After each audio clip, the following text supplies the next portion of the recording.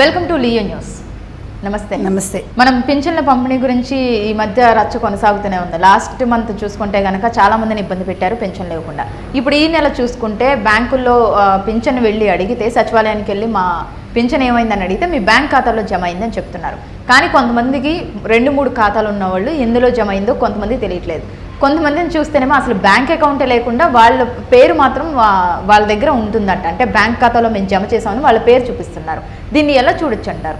అంటే ఇప్పుడు last month ఎంతలాగా ప్రతిపక్షాల మీద ఈ నెపం నెట్టాలి అన్న దానికోసం వాళ్ళ ఎండల్లో వాళ్ళని తీసుకొచ్చి శవయాత్రలు చేసి నానా రభస చేశారు.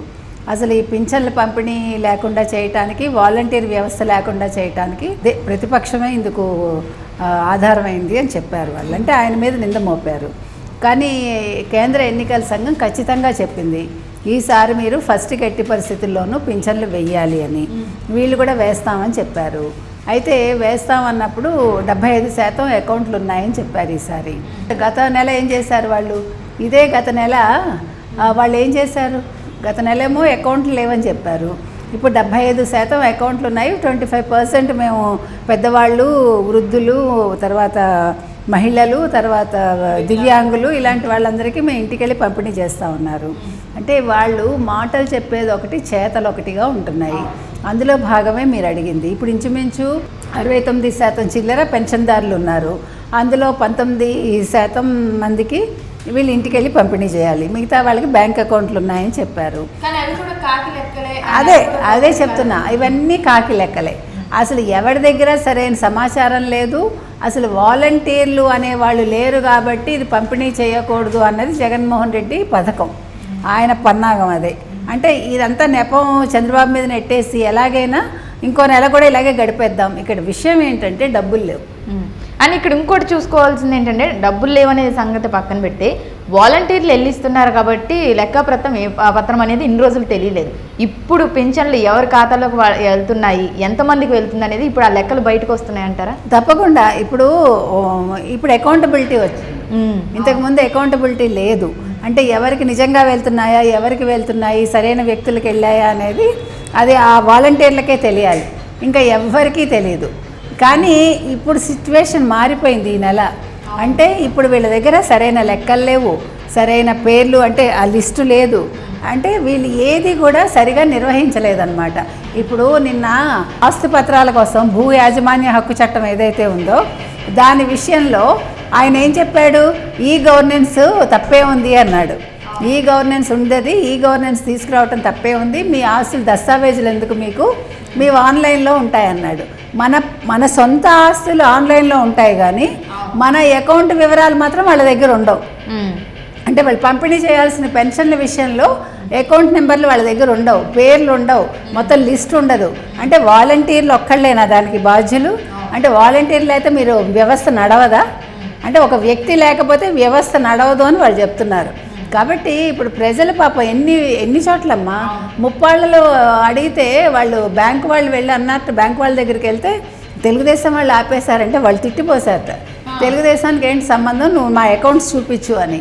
వేరే చోట ఒక ఆయన పాపం అల్లూరు సీతారామరాజు జిల్లా పాడేరులో ఒక ఆయన కొండలరావు గారని, ఆయన పాపం వెళ్తే మీకు పెన్షన్ వేసేస్తామన్నట్ట. అంటే ఎక్కడ వేస్తారంటే మీ అకౌంట్లోకి. అకౌంటే లేదయ్యా బాబు అంటే మీకు రేపు చెప్తాం, మళ్ళీ నెక్స్ట్ గురువారం రండి అని చెప్తున్నట్ట. ఏంటది? ఇప్పుడు ఎండల్లో తిప్పించద్దనే కదా కేంద్ర ఎన్నికల సంఘం ఆదేశం ఇచ్చింది. కానీ మీరు అదే పని చేస్తున్నారు. అంటే మీకు అవసరం లేదు, డబ్బులు లేకపోవడం ఓ పక్క, మాకు ఇంకా మాకు అసలు మా బాధ్యత లేదు అన్నట్టుగా బిహేవ్ చేస్తున్నారు. ఇప్పుడు ఇంకో నెల కూడా వీళ్ళు కష్టపడాలి. జూన్ 4 వాళ్ళకి సరైన వాళ్ళు ఓటు హక్కు సరిగా వినియోగించుకుంటే వాళ్ళ జీవితాలు బాగుంటాయమ్మా. లేకపోతే వాళ్ళు ఇంకో 5 ఏళ్ళు ఇలాగే అవస్థలు పడాలి. అది ప్రజలు ఆలోచించుకోవాలి. ఇది చిన్న విషయం కాదు. పెన్షన్లు అనేది వాళ్ళకి నెల వాళ్ళ ఆసరా కోసం ఇచ్చేది. అది దానికి ఇన్ని ముప్పు తిప్పలు పెట్టి 3 చెరువులు నీళ్లు తాగిస్తే పెద్దవాళ్ళని వాళ్ళు ఏం చేస్తారు? ఎక్కడికి వెళ్తారు? చాలామంది చదువు రాని వాళ్ళు ఉంటారు, చెప్పేవాళ్ళు ఉండరు. వీళ్ళు ఎంత విసుక్కుంటారు? ఈ ఆఫీసర్లు కావచ్చు, లేకపోతే ప్రభుత్వ ఉద్యోగులు కావచ్చు, మాకేంటి పని, మీ ఎండలో ఎందుకు రావాలి అని వీళ్ళు ఎగురుతారు. ఈ ప్రభుత్వ ఉద్యోగులు ఏం తక్కువ వాళ్ళ? ఎగిరితే వాళ్ళు ఏం చేస్తారు పాపం? వాళ్ళు ఏదో దానికోసం అలా ఎదురు చూస్తూ ఉంటారు, ఏదో వాన చినుకు కోసం ఎదురు చూస్తున్నట్టు. సచివాలయాల్లో ఉన్న ఉద్యోగులు కూడా నిర్లక్ష్యంగా వ్యవహరిస్తున్నారు అని చెప్పుకోవచ్చా మనం? ఖచ్చితంగా ఇప్పుడు అదే కదా సమస్య. వాళ్ళు చెయ్యలేరని ప్రభుత్వమే చెప్పింది కదా లాస్ట్ టైము. ఇప్పుడు ఇంతకుముందు ఈ నెల పింఛన్ పంపిణీకి ముందే మా ప్రభుత్వ ఉద్యోగుల వల్ల కాదు ఇదంతాను, వాళ్ళకి పనులు ఉంటాయని చెప్పింది ప్రభుత్వమే చెప్పింది వకాల్తా తీసుకుని. అంటే ఏంటి మరి వాళ్ళు ఏం చేస్తారు?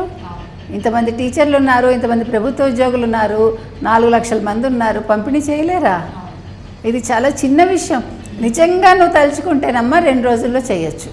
ఇప్పుడు నువ్వు అన్ని బటన్ అంటున్నావు కదా, ఇది ఎంతసేపు నొక్కుతారు బటను? ఇప్పుడు ఎన్ని బ్యాంక్ అకౌంట్లు ఉంటాయి కదా, ఎన్ని బ్యాంక్స్ ఉంటాయి. ఒక ఉద్యోగి పోనీ 10,000 మంది చేసినా 2 రోజుల్లో, పోనీ 5,000 చేసినా కూడా ఒక 100 మంది చేస్తే ఎంతసేపు చేస్తారమ్మా? అది పెద్ద విషయం కాదు కదా. అది అలాంటివి మళ్ళీ చెయ్యడు. అలాంటి విషయాల్లో జగన్మోహన్ రెడ్డి చాలా తెలివిగా ఉంటాడు. నేను బటన్ నొక్కాను, మీరు నాకు 2 బటన్లు నొక్కండి.